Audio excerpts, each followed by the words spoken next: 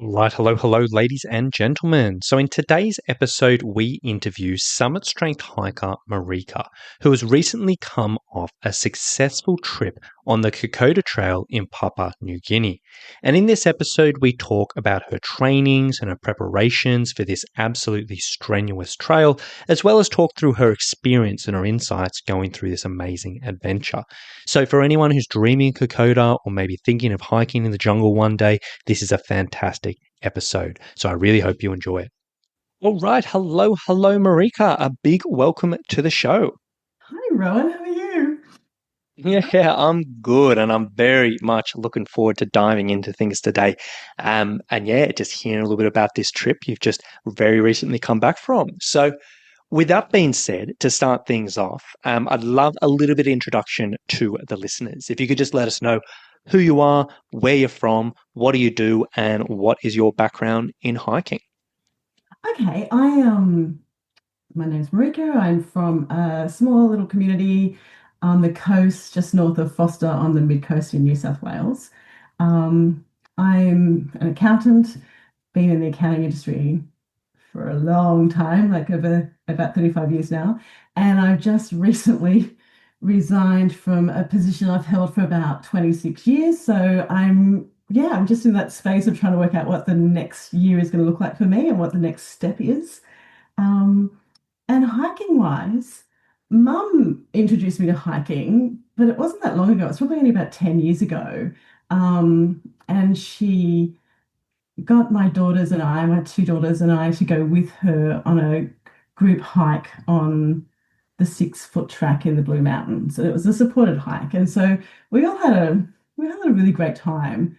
And that was probably the start. I was going through a divorce at the time, and so it was just a really good way to keep me occupied. And yeah, so I've done a number of hikes since. Most of them have been supported. But yeah, some in the Blue Mountains, some in Tassie, New Zealand for a little bit, and before this one, my largest hike was Larapinta a couple of years ago.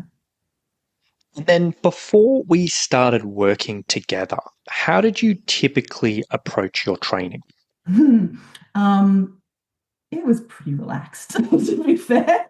I had a regular 30-minute personal training session a week, and that was about it. If I was coming up to do, like, say, when I did Larapinta, I would just go on I would just go on other walks. I would just add walking into my routine. But my up until starting to work with you about, what was that, probably 9 months ago, I yeah no my activity levels were pretty minimal, and it wasn't a big focus of my life. No.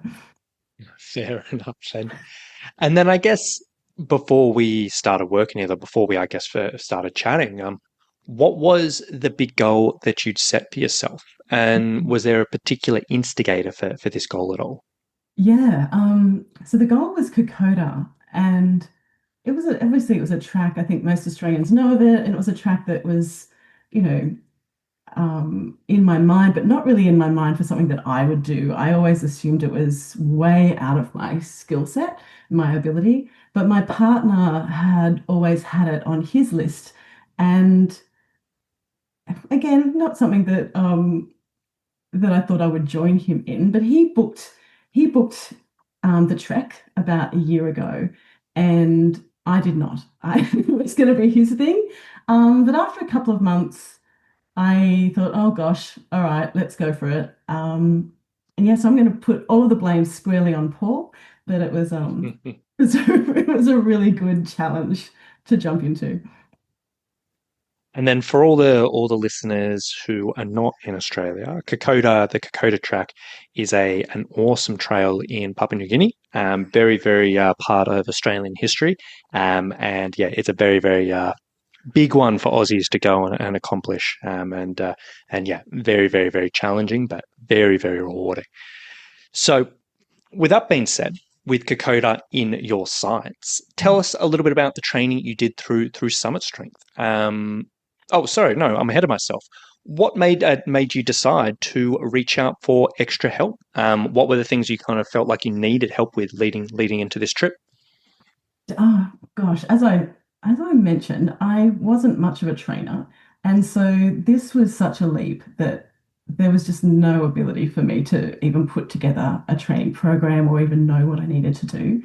So I sort of realized that I needed to get some assistance with that. And so thankfully, I think I must have seen Summit on Instagram and reached out to connect with you guys.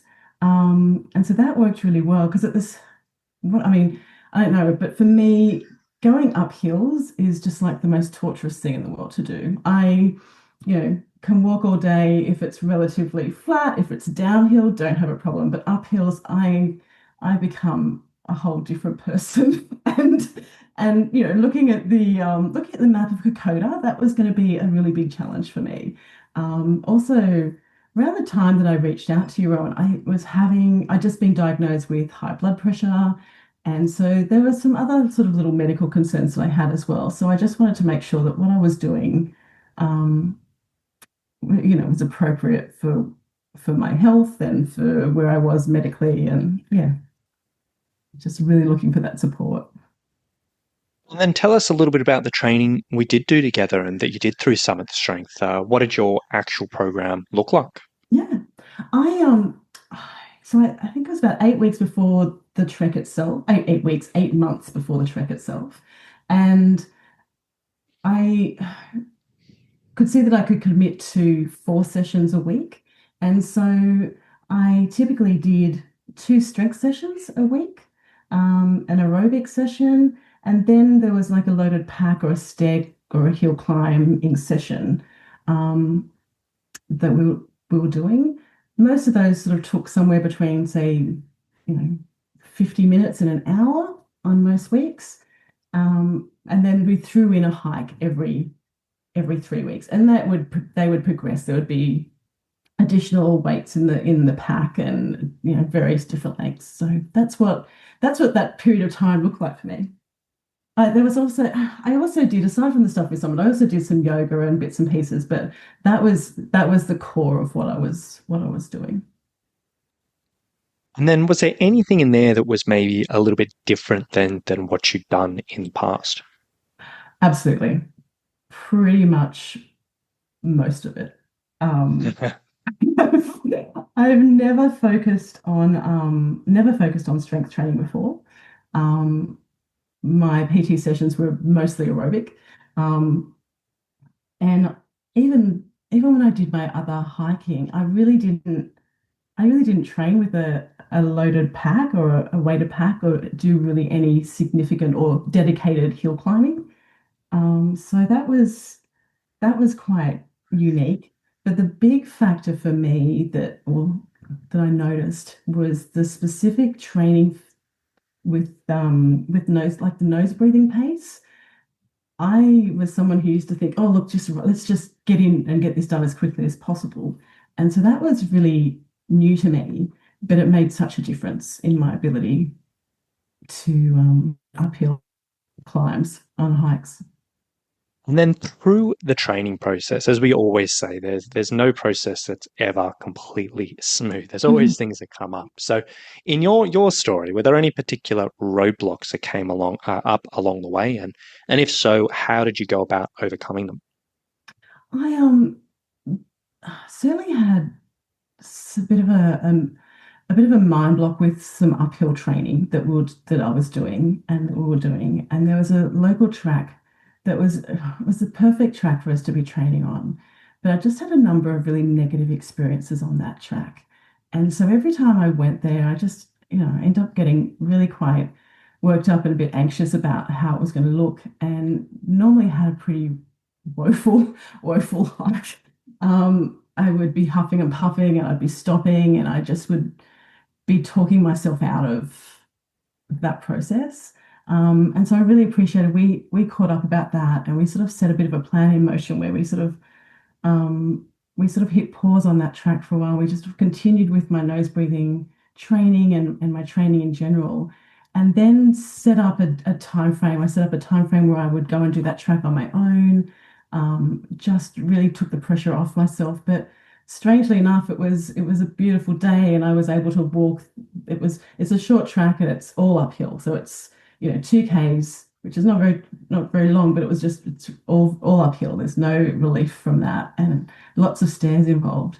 But this day turned that all around, and I was able to walk up there. I didn't stop. I just took my time. There was no pressure, and yeah, that was such a big goal for me in the preparation of this because it gave me a lot of confidence. And in the end, in the lead up to Kokoda, I was doing that hike on repeat. So I'd hike up, come down, hike up, go down, and even back up again. So that was so important for me to be able to overcome that my mindset on that trail. And then let's talk about the trip now. So we've done the training, you put in the hard work, you built yourself up over those months, you flew over there, got on the trail. How did it all go? Give us the rundown. Give us the whole story. It was amazing. It was, oh gosh, it was so tough. It's the toughest thing I've ever done. And it was pretty humbling, but it was sort of you'd go through those moments where I'd be, partway up a hill, um, and all of a sudden I'm like, oh, it looks like I just live here now. I'm obviously not going to get to the top. And I don't want to go back because there's more hills backwards. But it was just, but then within 2 minutes, you'd just be in awe of the people you're with. The jungle was just so beautiful, and yeah, it was really quite amazing how hard and tough it was, but at the same time, it was just really such a delightful experience, which seems a bit weird because it was pretty tough. We were with a really great group of people. There was about 20 people on the tour, and everyone was really supportive of each other. I had a porter, and his name was Aaron, and he was just an angel. So he probably spent I don't know, maybe 70% of the 100 Ks that we walked holding my hand, whether that was uphill or downhill. Uphill was probably to help me with my pacing, and downhill was to make sure that I was, I didn't slip. But it was pretty tough. And then talk us through, like, I know there's more and more and more challenges because I've been on that trail. I've experienced it. I know just how tough it can be. So what were the other challenges you faced? Like, what did you come across? How did you overcome them? Like, talk us through that. It was okay. I studied the elevation and the map before I went, and I documented all that because I'm sort of someone who likes to know what's coming, and that was really helpful. But probably 90 Ks of the 100 was either really steep up or really steep descents. It was neither. It wasn't overly comfortable hiking. It was the start of the wet season, so the track was wet, which meant the clay was really slippery. And in fact, it was actually better when it was raining. I found it was less slippery when it was actually in the afternoons when it was raining. And then you'd sort of think, oh, that's great. We're not in the clay anymore. We're in the jungle. There's some more tree roots, but the roots were slippery. So you just had to be really careful about where you were putting your feet. So most of the time I walked with my head looking at either my feet or my porter's feet or the person in front of me. Um, I also ended up with the flu on day 4, which I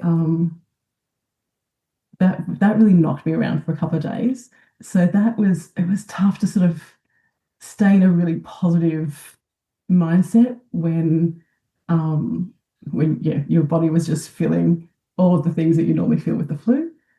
Some of the It didn't really matter. That was probably the first time I've ever hiked where sometimes going down was just as bad as going up. So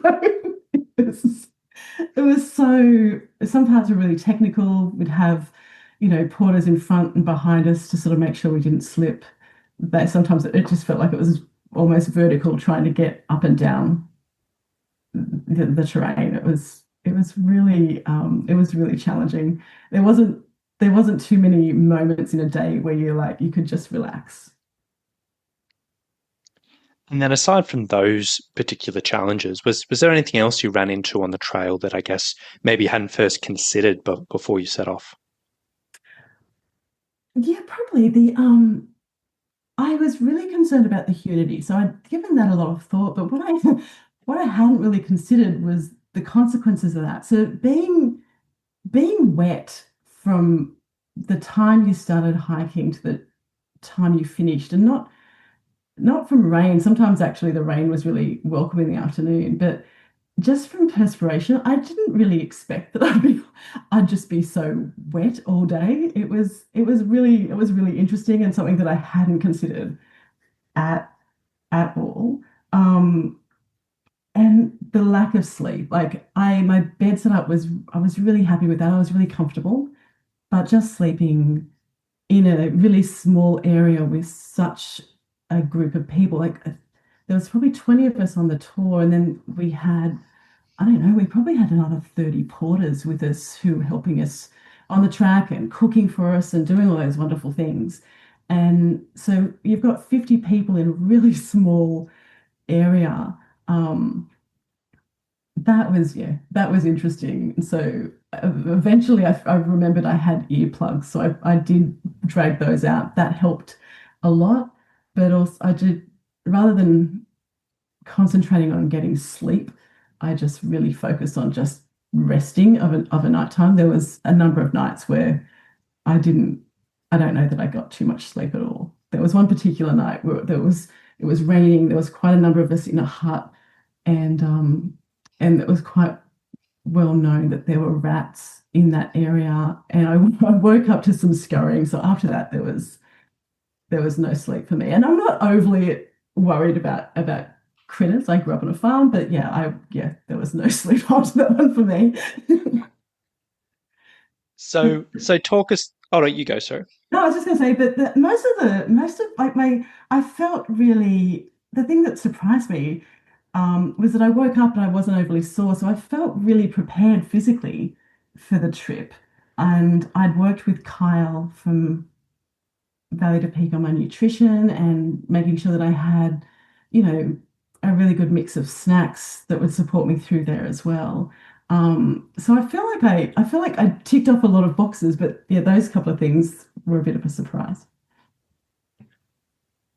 And then talk us through. You got through, this massive trip. You got through all of these challenges. You got to the end. Like when you're sort of finishing up, how did everything feel? Like what was going through your head, and did you do anything in specific to celebrate afterwards?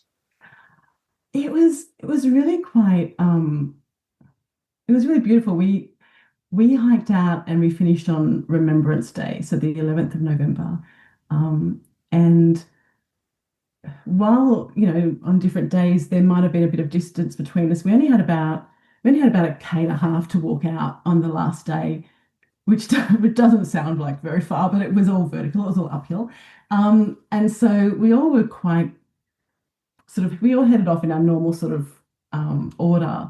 And then before we went onto the arches, we all sort of stopped and waited, and everyone sort of came through together. And there was a beautiful sort of honor guard from the porters. And it was really overwhelming. Um, it was a beautiful experience to have with everyone that we just spent 9 days with. And it's amazing how you get to know people so well on those sort of experiences. So it was, yeah, I felt incredibly proud of what I'd achieved, um, considering where I'd been 12 months before. I really wouldn't have suggested that I could have done that. So I was really proud of what we'd achieved, and I had such a renewed amount of confidence and trust, not just in me, but in my body. Like it was really quite a wonderful experience. And then we all headed off to the war cemetery and got to experience a couple of hours there in a service, which, which just sort of cemented the importance of what that journey was for not just us. There was about 10 people on our in our group that were ex-army members, and so it was a really very meaningful end to the trip. So now that you're home, and now that the trip's, a little bit behind you, obviously not forgotten, but you're kind of getting back into the swing of normal life again. What's your intentions and plan of attack for your hiking moving forward? Are you thinking another big trip somewhere in the future? Are you going to keep things a little bit more casual for a while? What are you thinking on that front? I really had such a wonderful time, even though in moments and I did reread my diary this morning, and there were some serious moments where I was doubting myself and didn't necessarily want to be there. Um, I have such a beautiful experience and such wonderful memories that I would love to make sure that, at least maybe once a year or once every 18 months, I do something of that sort of significance. My daughters are traveling in South America this year in 26, so I'm hopeful that I'll get to go and do a hike in Peru. I don't know what that looks like yet, but hopefully something will happen sort of midway through this year in relationship to that. And then there's been a couple of treks on my bucket list, but it's sort of one of those bucket lists that you never think that you'll be able to achieve, but I think that they may actually be possible. So they're sort of more in the Himalayas, which is going to be a whole different sort of challenge. But yeah, definitely will definitely be continuing. And then, if anyone today was listening to this episode and they were one of these people who had the Kokoda Track, on their list, and they've been dreaming about that for years, and they're like, you know what, I really do want to make this happen. If anyone else was considering, the Kokoda Track, what specific advice would you give them? Oh, do it. Absolutely do it. It was such an amazing experience, but I definitely know it's challenging, and I don't think anyone in Australia, you know, would be surprised by that. Um, but I would recommend you start training as early as you possibly can, and just stay consistent. And that was sort of my focuses, and yeah, it made a really big difference to me. And if you don't know what you're doing training wise, ask for help and get someone to put something in place for you with particularly with that hike or with hiking in mind. It made such a difference to my ability to finish the trek, and not just finish it, but to sort of come home with no injuries. I didn't, no blisters, and not even, I really wasn't even sore afterwards, which was it was a bit of a surprise. But yeah, aside from being tired, I felt really good. So I'd definitely do it. Go for it. Yeah, fantastic. And I think this has been super, super, super interesting to kind of dive into your story a little bit today. And it's really, really nice just hearing about some of the challenges and things you've overcome and all of that. So I guess before we kind of finish things up today, was there anything else that we kind of haven't had a chance to cover today, or anything else you'd sort of like to add that we haven't had a chance to talk about? Mm. I mean, aside from the fact that I could talk in great detail about the trek itself, so that, but I'd really like to, I mean, really need to thank you, Rowan, for being available and to getting organized, having a program that supported me in a way that let me be consistent with it and prepared me well. It made such a difference to whether we did have someone, unfortunately, that didn't finish the trek on ours. So you could see you know, how important it was to be prepared. But yeah, it was that made such a difference for me. Thank you. No, my absolute pleasure. And, it was such a pleasure being part of your journey leading into it. And I'm so happy that all your hard work and your diligence with the training all paid off. So with that being said, I just want to say a massive thank you for coming on the podcast today. I think this has been a really, really awesome episode. I think a lot of people are going to really enjoy hearing your story and your insight. And I really do appreciate you coming on. So thank you so much. Thanks, Rowan. Really appreciate it. So there you go, guys. I really do hope you've enjoyed today's episode. If you were in a position where maybe you were eyeing off Kokoda and you wanted to be in a great position for this adventure, or maybe you're just looking at building yourself up for another multi-day or challenging hike and you wanted to get in a good spot like Marika, I would love to chat with you. If you want to find out a little bit more about the program that Marika used to prepare for this trip, you can go to summitstrength.com.au/online. Now, on that page, there's a big video which talks through our program. And if it sounds like something you'd like to get involved with or at least learn a little bit more about, there's a link on that page where you can book a free call with our team and we can have a chat about you, your situation, your hiking, and ultimately see if and how we may be able to help you out. So if you want to check it out, you can go to summitstrength.com.au/online and we can take it from there. So thank you so much for listening. Hope you've enjoyed it and we'll talk to you very, very soon. Bye.